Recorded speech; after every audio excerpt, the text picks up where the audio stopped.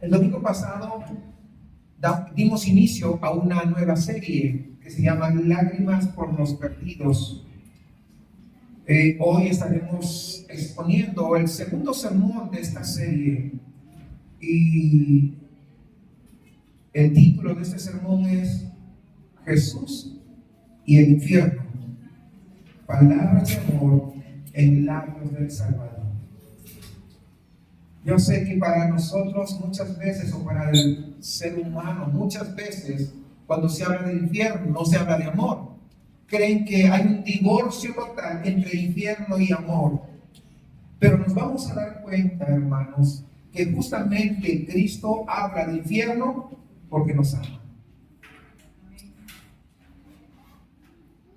Antes de continuar, permítame, se me pasó algo. Nos está visitando, ¿verdad? Este joven y vino con Abigail. ¿Son familia? Tu hermano. Pues bienvenido, nos da mucho gusto que estés con nosotros. Mi nombre es Luis Alberto Sánchez. Por la gracia del Señor, pastor de esta iglesia, a tus órdenes. Es un placer poder verte acá y servirte en lo que tú necesites. Bienvenido. Ahora sí, discúlpeme, ya saben que siempre damos la bienvenida, ¿no? Los que nos visitan por primera vez. Así que se me había pasado, yo no sé cómo, yo creo que el Señor me dice, oye, mira para allá, ¿verdad? Les decía, el título de hoy es Jesús y el infierno, palabras de amor. Fíjense bien, palabras de amor en los labios del Salvador. Y aquí están, este es el sermón número 2. Y vamos básicamente a usar dos citas principales que ya están acá. Pero ¿qué tal si oramos que el Señor pueda obrar en nosotros? Y vamos a leer solamente el primer pasaje de Mateo 10:28 y luego estaremos ya en el desarrollo del sermón. Vamos a orar, amados hermanos. Amado Jesús, tú eres la palabra hecha carne, tú eres la verdad encarnada, tú eres el amor perfecto. Y en esta mañana nos acercamos a tu palabra y lo hacemos con humildad, lo hacemos con reverencia y a la vez con expectativa, Señor. Ayúdanos a escuchar no solo con nuestros oídos, sino con nuestros corazones. Sabemos, Señor, que tu palabra, Señor, son espíritu y además son vida. Sabemos, Señor, que cada advertencia que tú nos diste es un acto de amor. Abre nuestros ojos para ver, Señor, tu compasión, incluso en las palabras más duras que están registradas en la Biblia. Ablanda, Señor, nuestros corazones para recibir tu verdad con humildad. Que tu Espíritu Santo, Señor, quite de nosotros toda dureza, todo orgullo y toda resistencia. Que podamos escuchar tu voz con claridad y que nadie, Señor, salga de aquí igual. Habla, Señor, que tus siervos escuchen. Por tu nombre precioso, oramos. Amén y amén. Mateo 10:28, por favor, en nuestras Biblias.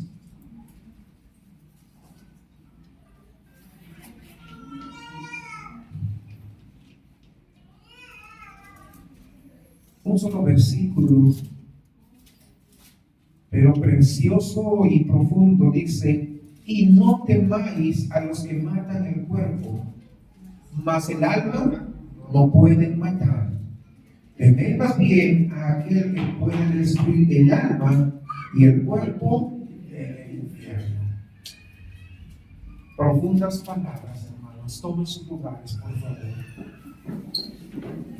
La semana pasada comenzamos esta serie Lágrimas por los Perdidos, donde estuvimos explorando el carácter de Dios y vimos que Dios es santo, y vimos además que su ira contra el pecado no contradice su amor, sino que lo confirma.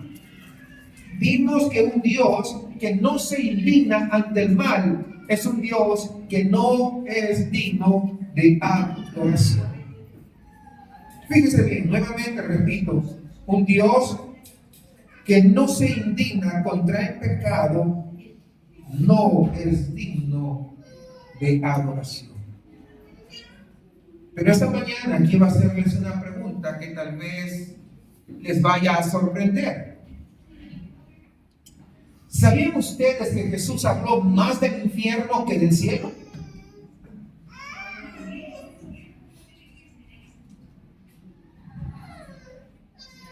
¿Verdad que es sorpresiva esa pregunta?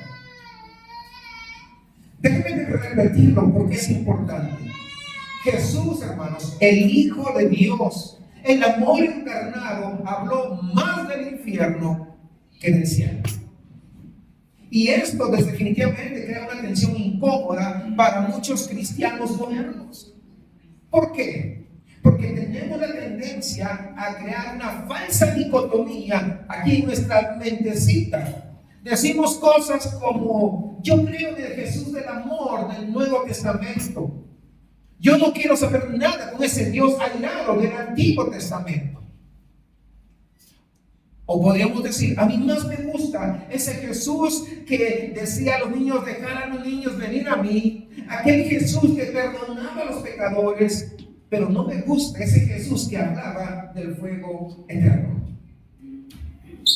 Otros dicen o piensan: yo prefiero enfocarme en el amor de Dios en lugar del juicio. Pero mis amados hermanos, quiero decirles esto, que esto es incorrectamente teológicamente hablando. Es bíblicamente imposible. ¿Por qué? Porque el mismo Jesús que dijo: dejad a los niños que vengan a mí, en San Mateo 19, también dijo: apartaos de mí, malditos al fuego eterno. No fueron dos personas diferentes, fue el mismo Jesús. Entonces, inevitablemente surge la pregunta: ¿acaso será que Jesús es menos amoroso porque habló del infierno? ¿Qué dice? ¿Será que Jesús es menos amoroso cuando Él habla del infierno? Déjenme proponerles algo realmente diferente en esta mañana. Jesús habló del infierno precisamente porque amaba demasiado para guardar silencio. Piensen esto conmigo. Imaginen, no se distraigan, no pierdan la relación. Imaginen esto: un médico acaba de detectar un cáncer en un paciente durante un examen de rutina. ¿Verdad? Ustedes saben, cada cierto tiempo se hacen unos exámenes de rutina. Y el médico tiene dos opciones. Opción 1: no mencionar el cáncer para no asustar al paciente o para no arruinar el día. Después de todo, ¿por qué preocupar a alguien con una noticia tan terrible? Esa sería la opción 1. Y la opción 2 es que el doctor, que el médico le diga la verdad al paciente, aunque sea difícil, porque esa es la única manera que ese paciente busque un tratamiento y posiblemente se salve. Y yo les pregunto: ¿cuál creen que es el médico más compasivo? ¿El que oculta la verdad o el que la dice con amor? Dígame usted. Y la respuesta es obvia, creo que todos lo saben la respuesta. ¿O no? Por supuesto, el amor verdadero, mis amados hermanos, no oculta la verdad, la dice, pero la dice con compasión. No le está diciendo: yo te lo dije por eso. No. Lo dice con compasión. Y eso es exactamente, hermanos, lo que Jesús hizo. Cada advertencia sobre el infierno que brotaron, que salieron de los labios de Jesús, fue un acto de amor radical. Cada descripción del juicio venidero fue una señal del peligro que se acercaba, proclamada por el Salvador, que no quería que nadie perezca. El teólogo puritano Thomas Watson escribió lo siguiente, y abro comillas, dice: Cristo nunca habló del infierno para asustarnos hacia el cielo, sino para advertirnos del peligro con la esperanza de que escapáramos de él. Cierro comillas. Esta mañana, hermanos, vamos a hacer algo que rara vez se hace en los púlpitos modernos. Vamos a escuchar directamente a Jesús hablar sobre este tema del infierno. No mis opiniones, no una teología popular, las palabras literales, como dicen los muchachos el día de hoy, de Cristo. Y yo les prometo esto, que al final de este sermón verán que las advertencias más severas de Jesús fueron expresiones del amor más profundo del corazón de Él. Quisiera que ahí donde están, abran sus Biblias y escuchemos lo que Jesús realmente dijo sobre el infierno con sus propias palabras. Vayamos al Evangelio de Marcos en el capítulo 9, versículo 43 al 48. Es uno de los pasajes más gráficos y perturbadores de todo el ministerio de Jesús. Marcos capítulo 9, versículo 43 al 48. Fíjese bien: si tu mano te fuere ocasión de caer, córtala. Mejor te es entrar en la vida manco que teniendo dos manos ir al infierno. Y esa palabra infierno es Gehenna, al fuego que no puede ser apagado, donde el gusano de ellos no muere y el fuego nunca se apaga. Y si tu pie te fuera ocasión de caer, córtalo. Mejor te es entrar a la vida cojo que teniendo dos pies y ser echado en el infierno. Y nuevamente vuelve a repetir la palabra Gehenna, al fuego que no puede ser apagado. Versículo 46, donde el gusano de ellos no muere y el fuego nunca se apaga. Y si tu ojo te fuera ocasión de caer, sácalo. Mejor te es entrar en el reino de Dios con un ojo que teniendo dos ojos ser echado. ¿Qué cree que dice? Que entra nuevamente, infierno. Nuevamente está volviendo a repetir. Versículo 48, donde el gusano de ellos no muere y el fuego nunca se apaga. Hermanos amados, noten que Jesús no está usando la palabra habitual, la palabra griega habitual o común para la palabra infierno, sino, la palabra común es Hades. Esa es la palabra común que se utiliza para referirse al infierno, es la palabra griega. Pero aquí está, en este pasaje específicamente, usa una palabra en particular. ¿Cuál es? Gehenna. ¿Y qué era el Gehenna? Bueno, el Gehenna era un lugar que los oyentes, el auditorio ahí que estaban escuchando a Jesús en esos momentos cuando Él se estaba dirigiendo, ellos conocían bastante bien. Era el Valle del Ginón, que estaba ubicado al sur de Jerusalén. Y esto servía como un basurero municipal de la ciudad. Ahí se arrojaba toda la basura de todos los desechos. Ahí se arrojaban los animales muertos a fin de evitar las enfermedades y las pestes que se levantaban una y otra vez. Y por esa razón ese lugar se mantenía con ese fuego ardiendo constantemente día y noche, las 24 horas. No sé si usted en algún momento de su vida ha visitado algún basurero municipal. No lo sé. Pero si usted ha tenido la oportunidad, ¿saben qué? Ya saben cuál es el olor. No es un olor a un perfume Givenchy o algo así. No. O a un Million tampoco. No, nada de eso. Es un olor nauseabundo. Ahora fíjense ustedes. Imagínense por un momento, yo quiero que sigan en la sombra, imagínense este basurero en el calor pero de Medio Oriente, con ese fuego constante, con ese humo perpetuo que seguía subiendo, los gusanos por todos lados descomponiendo la materia orgánica. Era un lugar repulsivo. Capten bien, no se pierda esta imagen de lo que estoy diciendo. Era un lugar nauseabundo, era un lugar horrible.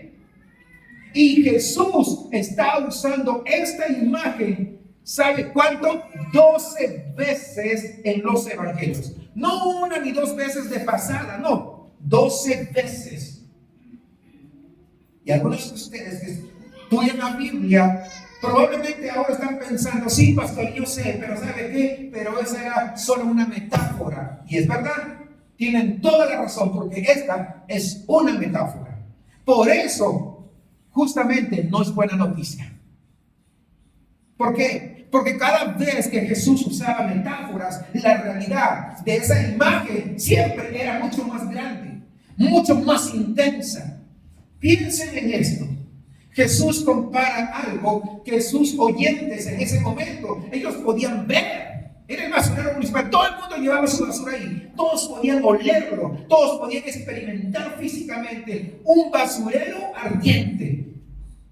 Y la comparación era algo desde luego mucho más terrible: el destino eterno de aquellos que rechazan a Dios. Si el Gehenna era repulsivo, el infierno real es incomparablemente peor. Observen el versículo 48 con cuidado: donde el gusano de ellos no muere y el fuego nunca se apaga. Fíjense bien, el gusano de ellos no muere. Es decir, esa descomposición consciente, ese deterioro sin fin está ahí presente. El fuego nunca se apaga. Es decir, que ese tormento eterno, existe un sufrimiento perpetuo. De eso está hablando.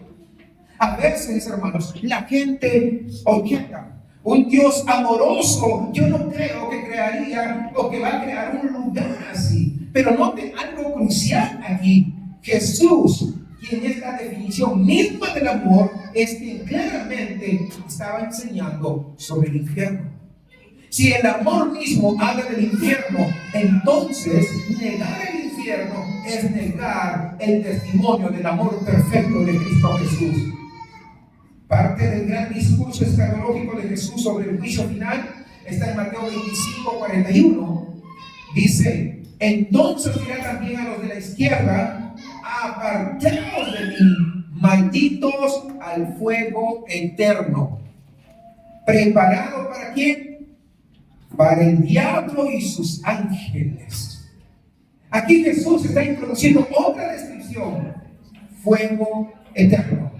Y noten, hermanos, algo absolutamente crucial que a menudo nosotros podemos pasar por alto. ¿Preparado para quién? El diablo y sus ángeles. Hermanos, presten atención a esto. El infierno no fue creado originalmente para los seres humanos. Fue preparado para Satanás, al chamuco, como usted lo quiere decir, y también esos ángeles caídos que desobedecieron y se rebelaron contra Dios.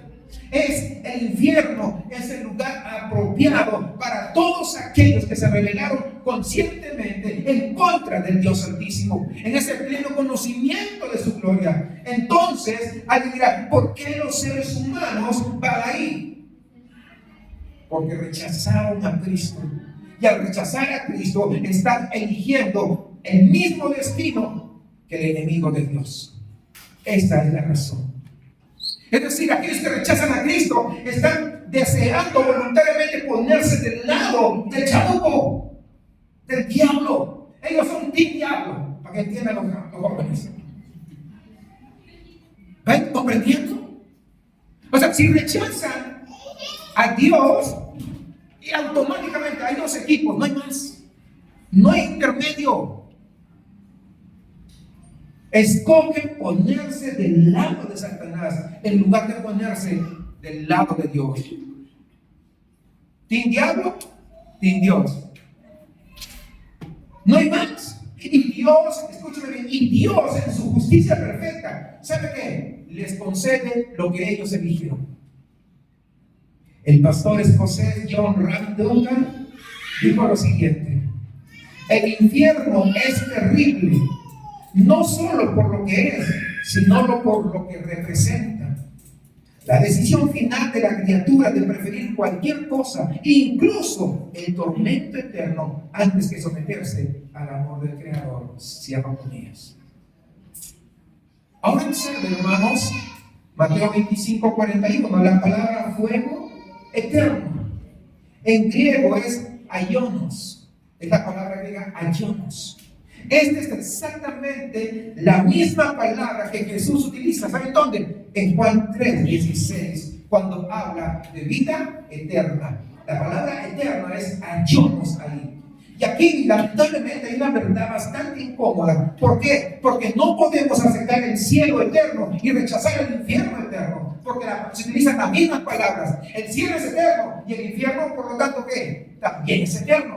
Porque se utiliza la misma palabra, ayomos, en ambas palabras. Es la misma palabra. Si alguien argumenta que el infierno eventualmente terminará, entonces tenemos que argumentar que el cielo eventualmente va a terminar. La Biblia no nos da opción. ¿Lo aceptas tal como es? ¿O no hay otra opción? No hay una opción intermedia. Jesús utiliza otra imagen en múltiples ocasiones. Mire Mateo 8:12. Habla de las tinieblas de afuera. Mateo 8:12. Mas los hijos del reino, dice, serán echados a las tinieblas de afuera. Ahí será el lloro y el crujir de dientes. ¿Qué significa esta frase? Bueno, tinieblas está hablando de la ausencia total de la luz de Dios. Ustedes saben que Dios es vida, gozo, paz, esperanza. Por lo tanto, las tinieblas representan la ausencia de todo ello. Dice tinieblas, de afuera. De afuera está hablando de una separación, está hablando de una exclusión. La imagen es la de un gran banquete, el banquete celestial, donde hay luz, donde hay música, donde hay celebración, donde hay comunión. Pero algunos dicen que están afuera. No dice afuera de la fiesta, lo que están diciendo están excluidos, están separados, están mirando desde la oscuridad la gloria de ese momento. Y en ese lugar de exclusión, ahí hay lloro. En ese lugar de exclusión, ahí hay crujir de dientes. Cuando habla de lloro, está hablando de una tristeza consciente, está hablando de un dolor emocional, está hablando de un dolor continuo o lamento continuo.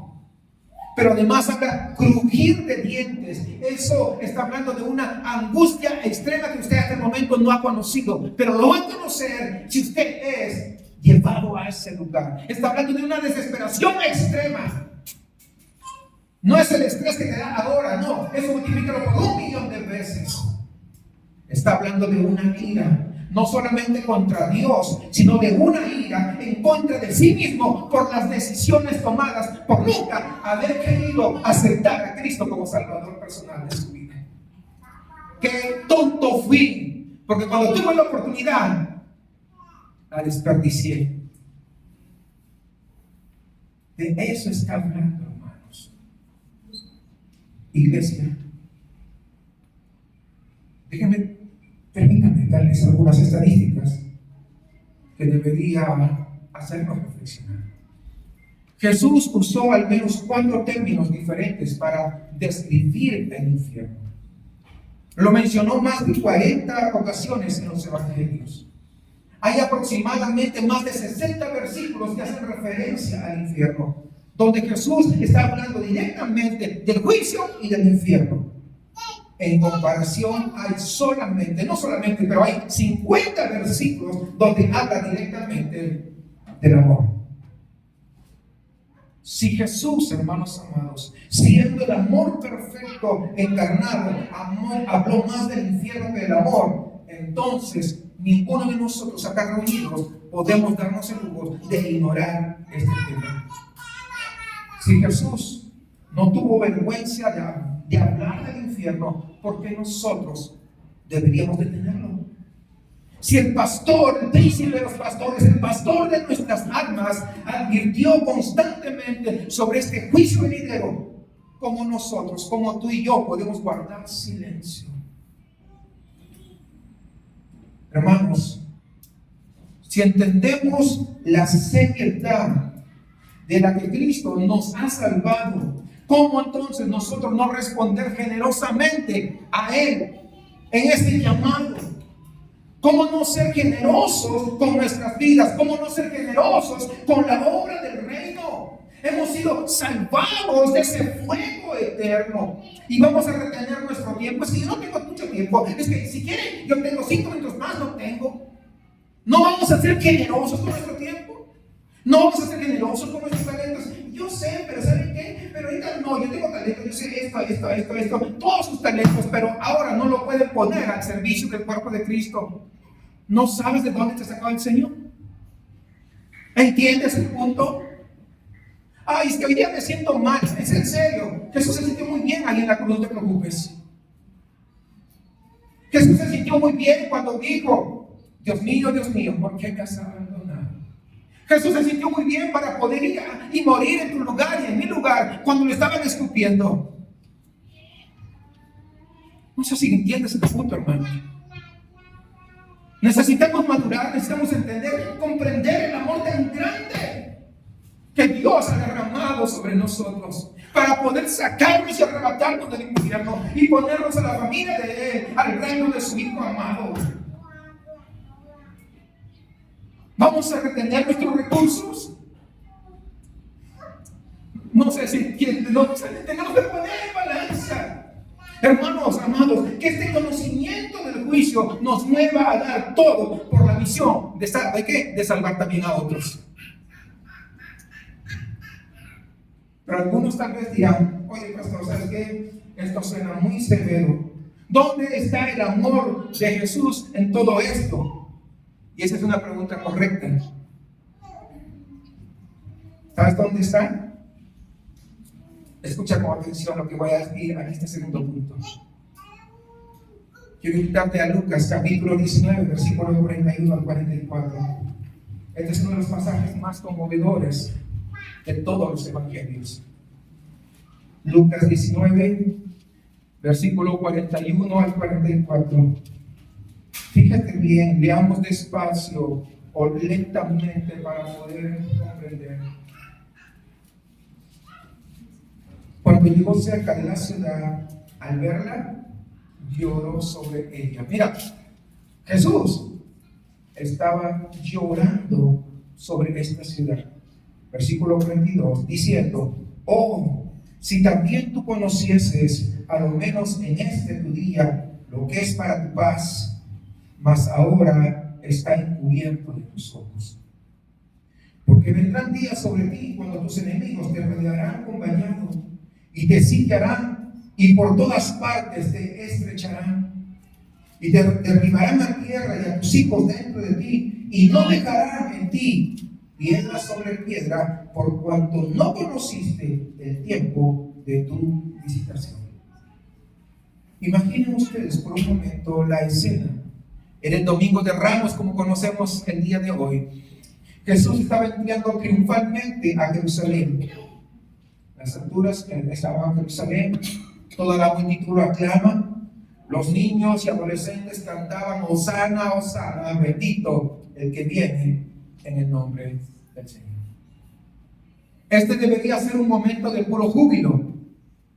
Este tiene que ser un momento de fiesta, de algarabía. Pero cuando Jesús llega cerca de la ciudad, ¿saben las alturas? Lo ve desde el monte de los olivos hacia abajo. Y algo inesperado pasó. ¿Saben qué? Comenzó a llorar. No sé si usted entiende el punto, hermanos. Viendo solamente la ciudad, él sabía lo que iba a pasar, comenzó a llorar. Y la palabra aquí griega es eklausen. Es decir, no está hablando de lágrimas silenciosas, hermanos. No. Está hablando de sollozos. Está hablando de un lamento profundo. Está hablando de un sollozo audible que la gente ahí podía notar. Es decir, escúcheme esto: el Dios hombre llorando sobre una ciudad que estaba a punto de rechazarlo, sellando así su destino. ¿Por qué lloró Jesús? Porque Jesús estaba viendo el futuro. Veía el año 70 después de Cristo, cuando Jerusalén entró el general Tito con sus tropas. ¿Y qué pasó? Incendió la ciudad. Usted sabe esa historia. Y todas las paredes que estaban recubiertas de oro, ese oro se derritió y se metió entre las endijas de las piedras que habían levantado. Y los soldados, ¿para qué? Para quitar el oro, destruyeron Por eso dice no quedará piedra sobre piedra, porque sacaron piedra sobre piedra, quitaron para llevarse todo el oro. Jesús estaba viendo ese momento cuando los romanos iban a destruir Jerusalén, exactamente como él lo había profetizado.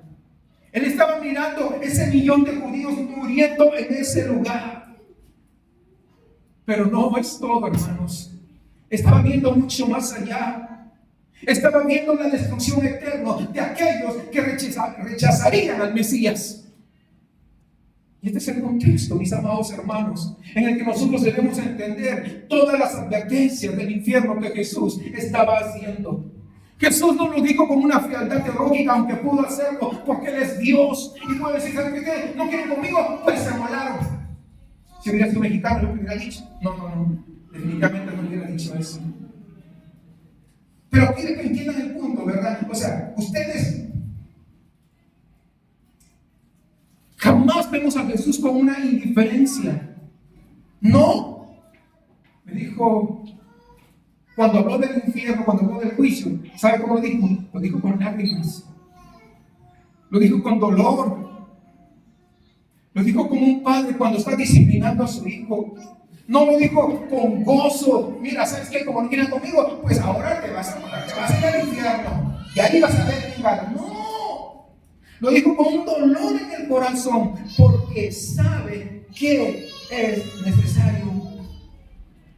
Así es Jesús con nosotros. Y quiero preguntarte, ¿cómo hablas del infierno con otras personas? Tal vez muchas veces, porque tú asistes a la iglesia, te crees superior religiosamente a otros. Tal vez estás condenando a los demás con una condena farisaica, creyéndote que tú sí eres bueno y los demás son malos. ¿O lo estás haciendo con lágrimas como Jesús? Si vamos a hablar de este tema, debemos hacerlo con el corazón quebrantado de Cristo, no con ese orgullo de los escribas y los fariseos. Sigamos avanzando, vamos ahora a Juan 3, 17 y 18, justo después del versículo más famoso de las Escrituras. Versículo 17, Juan 3, 17. Porque no envió Dios a su Hijo al mundo para condenar al mundo, sino para que el mundo sea salvo por él. Versículo 18. El que en él cree no es condenado, pero, miren esos peros, el que no cree ya ha sido condenado porque no ha creído en el nombre del unigénito Hijo de Dios. Y esto es crucial para entender el corazón de Jesús. El propósito primario de su venida no fue condenar, sino salvar. Pero que vemos ahí es vital. Este versículo 18 nos dice, el que no cree, ¿qué dice? Ya ha sido condenado. Es decir, si usted se da cuenta, Jesús no condena a nadie. Las personas ya están condenadas por su pecado. Lo que Jesús está ofreciendo es el camino de escape. Y aquellos que lo rechazan no son condenados por Jesús, se condenan a sí mismos al rechazar a la única salida. Esa es la verdad. Permítanme una ilustración. Imaginen ustedes una persona ahogándose ahí en el mar, en el océano. Un salvavidas le lanza un flotador para salvarlo.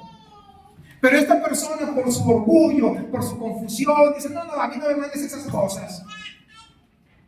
Y haciéndole nuevamente, le manda nuevamente el flotador para que pueda agarrarse y ahí poder flotar y salvarse. Y él dice, no, a mí no quiero que me mandes estas cosas. Se hunde y muere. Mi pregunta es la siguiente. ¿Quién ahogó a esa persona? ¿Lo ahogó el salvavidas que intentó rescatarlo? ¿Sí? ¿Él lo ahogó? ¿Él fue el culpable por tirarle ese? ¿Sí? No, claro que no. La persona se ahogó por su propia necedad al rechazar la ayuda ofrecida. Así es con Cristo. Él lanza el flotador de la salvación. Aquellos que lo rechazan no son ahogados por Cristo, se ahogan por su propia decisión. ¿Ya va entendiendo? Y aquí vemos la belleza del Evangelio. Cristo vino no como juez ejecutor, sino su primera venida. Él vino como el Salvador que había sido ofrendado por este mundo. Su muerte en la cruz no fue para condenarnos, sino fue para cargar en Él nuestra, tuya y mía, nuestra condenación. Cada advertencia sobre el infierno es simplemente Cristo diciéndonos: ven a mí, déjame salvarte, no tienes a dónde ir. En Mateo 23:37, en medio de sus pronunciamientos de los ay sobre los escribas y los fariseos, Jesús hace una declaración desgarradora. Jerusalén, Jerusalén, que matas a los profetas y apedreas a los que te son enviados. ¿Cuántas veces, fíjese bien, cuántas veces quise juntar a tus hijos como la gallina junta sus polluelos debajo de las alas? ¿Y qué pasó? Y tú no quisiste. Escuchen el tono, hermanos. ¿Cuántas veces y no quisiste? Si usted se da cuenta, cuando usted lo lee así, no es el tono de un tirano.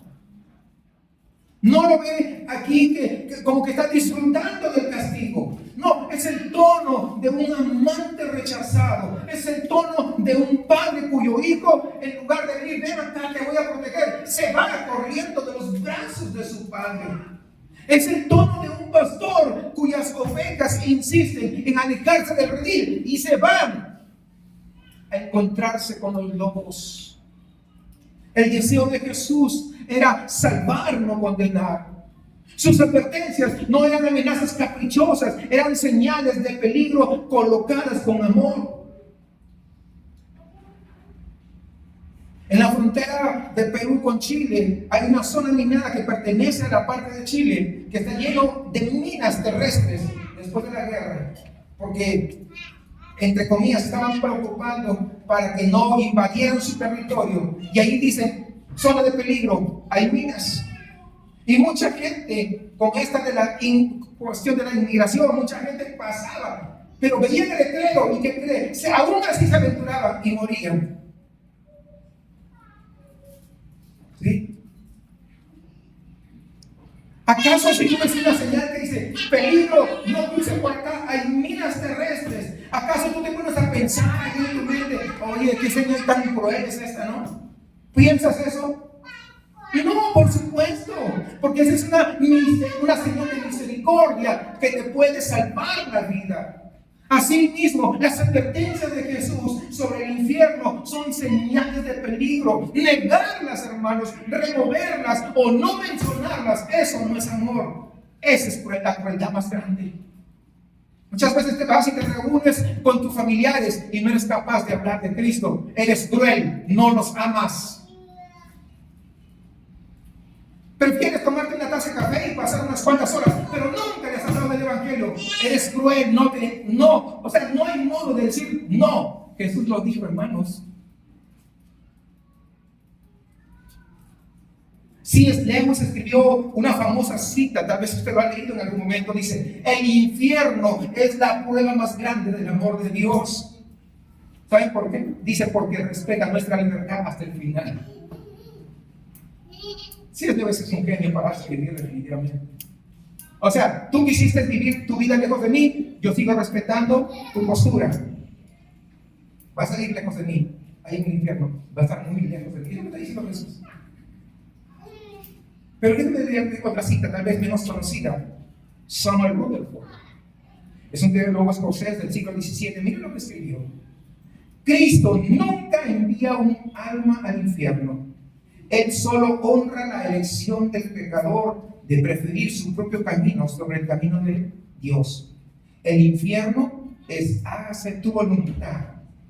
De Dios a aquellos que dijeron hágase mi voluntad toda su vida.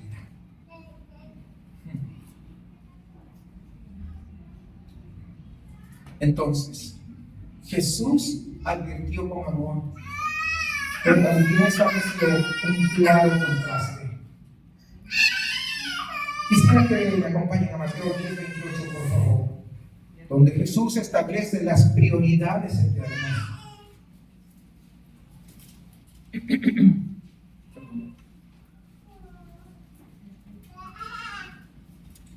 Y no temáis a los que matan el cuerpo, mas el alma no pueden matar. Temed más bien a aquel que puede destruir el alma y el cuerpo en el infierno. Hermanos, Jesús está hablando a sus discípulos antes de enviarlos a predicar. Les está advirtiendo que van a enfrentar persecución, que van a enfrentar rechazo, e incluso les dice, posiblemente van a enfrentar hasta la muerte. Y es en ese contexto que les da esta instrucción radical. No teman a los que solamente pueden matar el cuerpo, les dice Jesús. ¿Por qué? Porque la vida física es temporal. La vida del alma, esa sí es eterna. Jesús está diciendo, la peor cosa que sus perseguidores pueden hacerlos es matarlos. Porque eso solamente afecta 50, 60, 70, 80, 90 años de vida física. Eso es todo. Entonces Jesús dice, teman más bien perder la vida eterna del alma, porque eso es para siempre. ¿A qué le tienes más miedo? ¿Por qué no estás hablando del evangelio? ¿Por qué no hablas de lo que se viene? ¿A qué le tienes miedo? ¿Le tienes miedo al rechazo de tu familia, de tus amigos? ¿O tú tienes más temor al juicio de Dios? No lo sé, esto no me respondes. Tú respondes. ¿Le tienes más temor a perder tu trabajo por tu fe o a perder tu alma por tu silencio? ¿Le tienes más temor a la burla de tus compañeros ahí en la escuela, ahí en la universidad, en la prepa, o a la exclusión del banquete celestial? ¿A que te llamen fanático le tienes miedo? ¿O a que Cristo te llame apartados de mí, hacedores de maldad? Hermanos, Jesús nos está llamando a una perspectiva eterna. Las cosas que más tememos en esta vida, ¿sabe qué? Todas son temporales. Las cosas que debemos temer son las eternas. Ahora veamos algo sobre la seriedad del alma, hermanos. Esa alma humana, allí en Marcos capítulo 8, versículos 36 y 37. Porque contiene una de las preguntas más penetrantes que Jesús jamás hizo. Versículo 36. Marcos 8, 36 y 37. Dice, porque ¿qué aprovechará al hombre si ganare todo el mundo y perdiere su alma? Fíjese. Y el 37, ¿o qué recompensa dará el hombre por su alma? Piensen en la economía de esta declaración. Tu alma, escúchame bien, tu alma vale más que todo el mundo combinado, ¿sí? Si tú pudieras poseer toda, mira, fíjate, toda la riqueza de Carlos Slim, que es el hombre más millonario de México. No solamente eso, además de eso, pudieras tú tener toda la riqueza de Jeff Bezos, que es el dueño de Amazon. Y además, súmale también la fortuna de Elon Musk, que es ahora el hombre más rico del mundo. Todo eso, tú lo tuvieras. Si tú pudieras ser capaz de ser dueño de todas las casas del mundo entero, no solamente de San Pedro García, porque hay lugares mucho más bonitos, de todo el mundo, puedes ser dueño de todas esas casas, de todos los edificios, el dueño de todo. Es más, otro de ustedes de repente es el dueño de todo el oro que hay en todo el mundo, de todos los diamantes, de todos los minerales, de todos los recursos naturales, puede ser dueño. Y por acá de repente, usted que le gusta el arte, usted es el dueño de todo el arte, de toda la música, de todos los libros jamás creados. Tú eres el dueño. Y por acá de repente tú eres el dueño de toda la fama. O sea, todos los famosos ahora no te llegan ni a los talones. Tú eres el dueño de toda la fama, de todo el poder, de toda la influencia imaginables. Y perdieras tu alma. Y Jesús te dice, no valdría la pena. Porque todo eso terminará cuando mueras. Pero tu alma, esta sí que es eterna.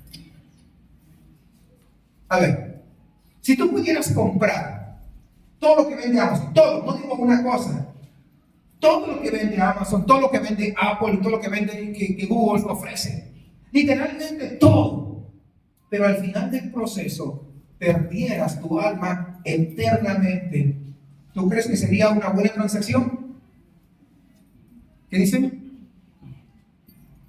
La pregunta de Jesús es retórica y la respuesta es obvia. No. Es decir, nada en este mundo vale tu alma. Pastor, pero ¿sabe qué? Es que yo he visto un chico que no es de la iglesia y yo sé que es el más guapo de todo Monterrey. Y yo sé que tan feliz, sabes que tu felicidad no va a ser eterna, te lo puedo asegurar. Y podemos hacer muchos ejemplos, pero creo que se entendieron el punto. Si tú estás aquí en esta mañana y has estado persiguiendo éxito, riqueza, placer, fama, cualquier cosa, y sabes que, y eso te ha llevado a descuidar tu alma, estás haciendo el peor negocio de tu historia, de tu vida. Estás cambiando lo eterno por lo temporal. Estás cambiando lo invaluable por aquello que perece. Mateo 5, 29 al 30, parte del Sermón del Monte. Jesús hace unas declaraciones que suenan extremas, pero fíjese bien. Vamos ahí, Mateo 5, 29 y 30.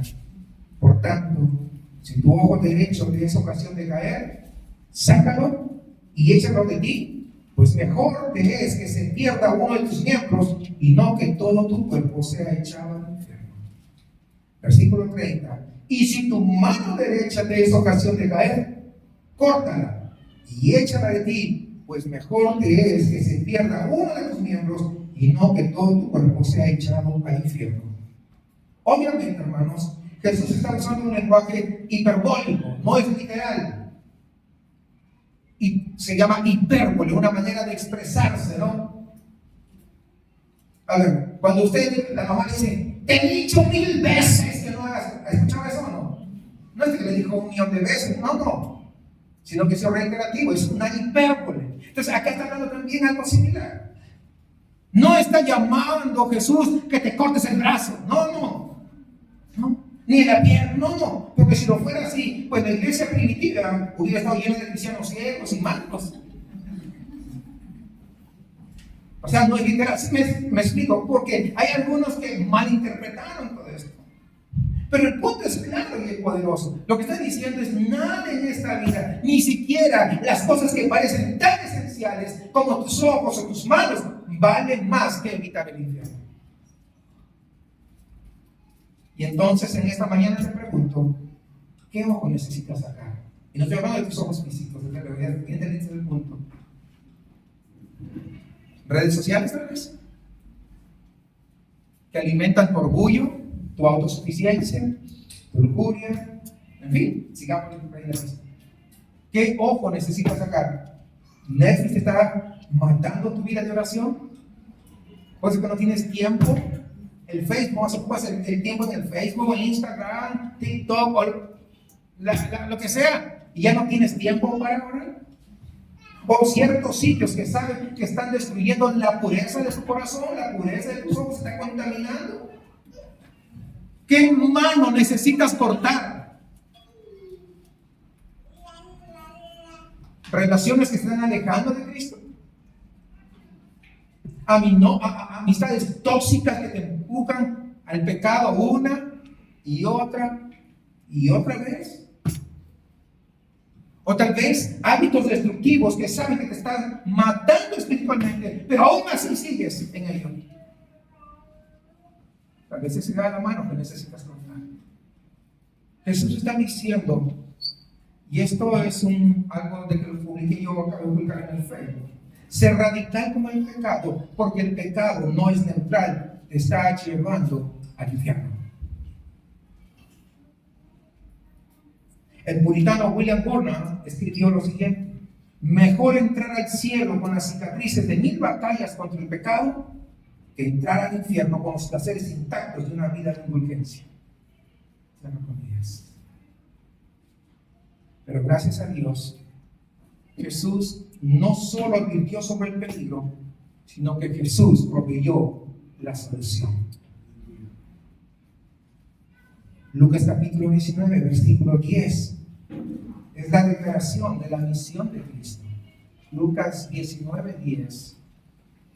Fíjense bien, porque el Hijo del Hombre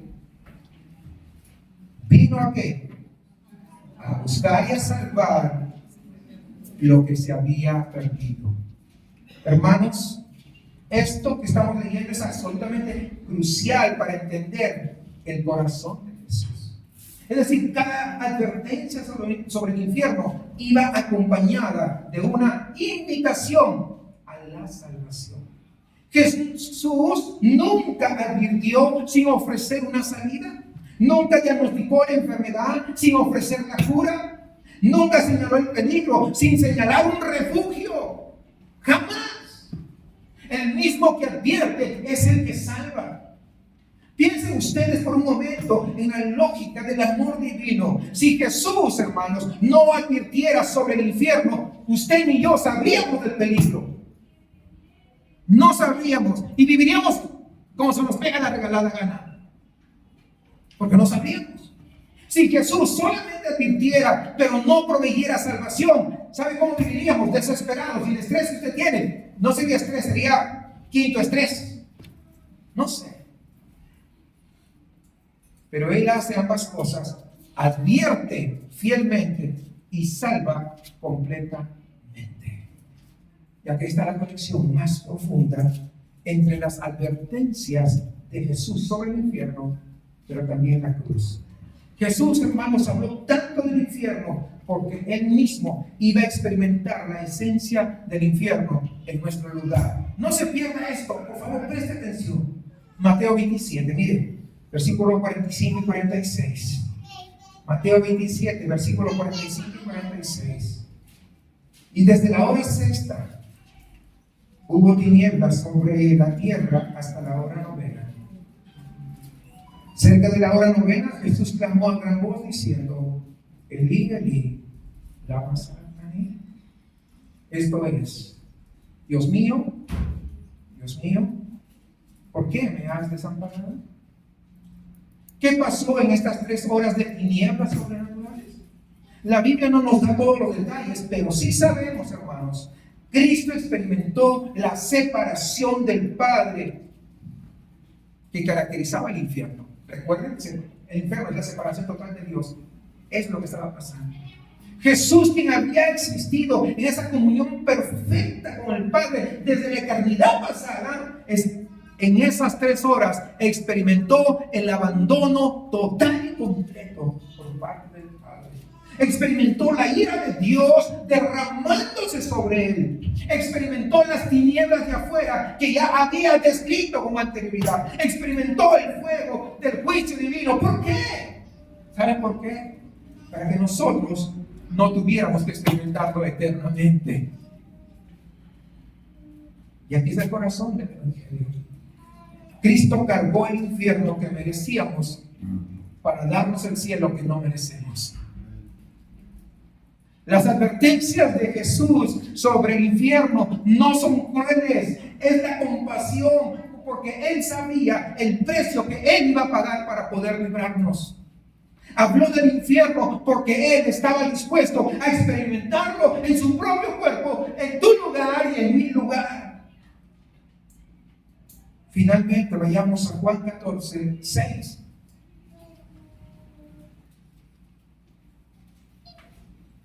Jesús le dijo: yo soy el camino y la verdad y la vida.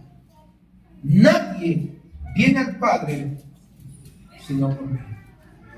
Jesús, hermanos, no solamente advirtió sobre el infierno, sino que proveyó salvación de ese infierno. Él declaró que era el único camino de escape. Él no dijo: yo soy un camino. No. Dijo: yo soy el camino. No hay plan B. No hay múltiples caminos que nos lleven a Dios, como mucha gente dice. No todas las religiones llevan al cielo. Una iglesia que predica una herejía no te va a llevar al cielo. Solo Jesús puede salvarnos del infierno, porque solo Jesús vivió la vida perfecta que tú y yo tendríamos que haber vivido. Él murió en la muerte que tú y yo merecíamos morir. Y Él resucitó al tercer día, venciendo con poder a la muerte. Y ascendió y ahora está sentado a la diestra de Dios, intercediendo por nosotros todos los días. Cualquier otro salvador permanece en la tumba. Solo Jesús resucitó, solo Jesús venció y solo Jesús salva.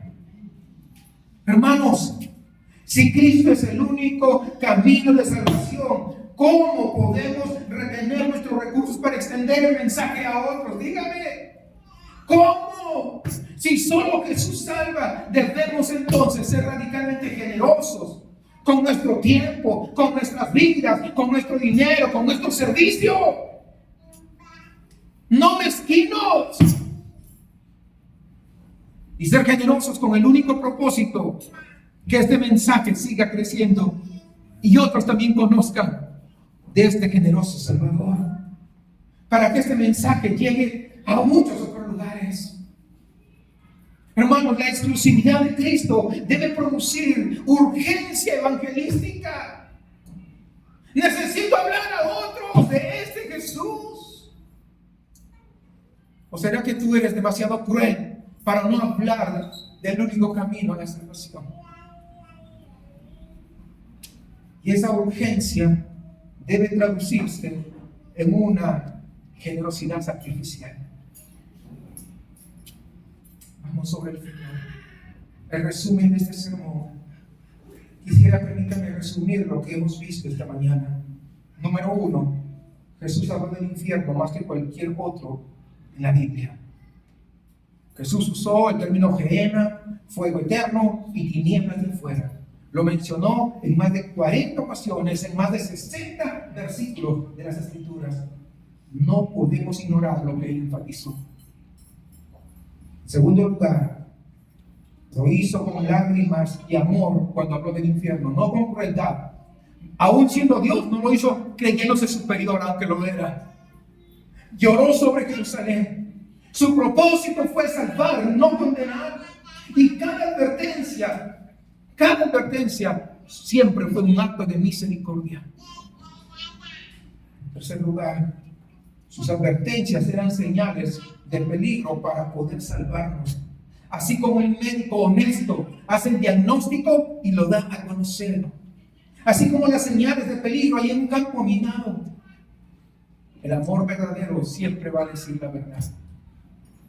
Y el cuarto punto que vimos, que la cruz es el único refugio seguro sobre el juicio que se viene de Dios.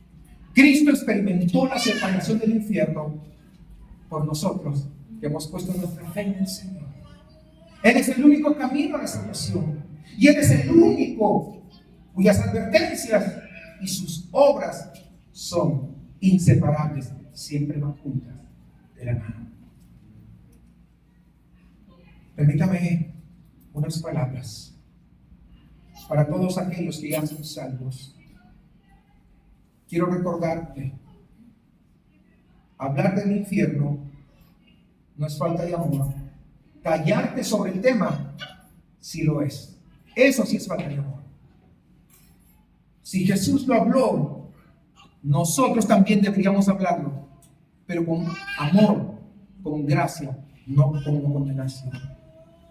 Con ese mismo tono de lágrimas de Jesús, no con condena, con compasión, pero en lágrimas.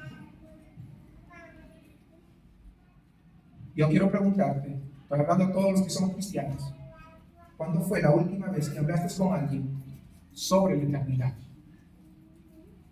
No sobre política, no sobre los tigres o los rayados, no sobre el clima, no sobre lo que... No, sobre la eternidad, sobre dónde pasarán los próximos trillones de años. ¿Cuándo fue la última vez que hablaste? Si realmente crees que el infierno es real, ¿cómo estás viviendo? ¿Cómo estás priorizando tu tiempo?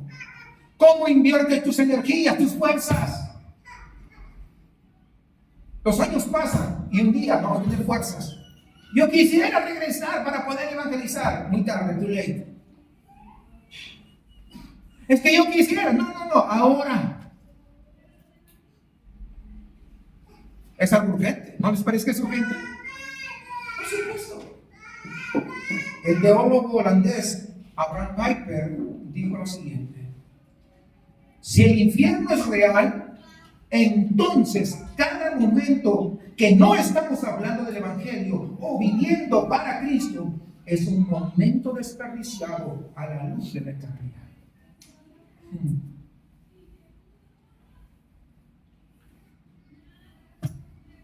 Sigo hablando a los cristianos. Jesús llamó a medidas extremas. Sacar el ojo, cortar la mano. ¿Qué necesitas cortar de tu vida?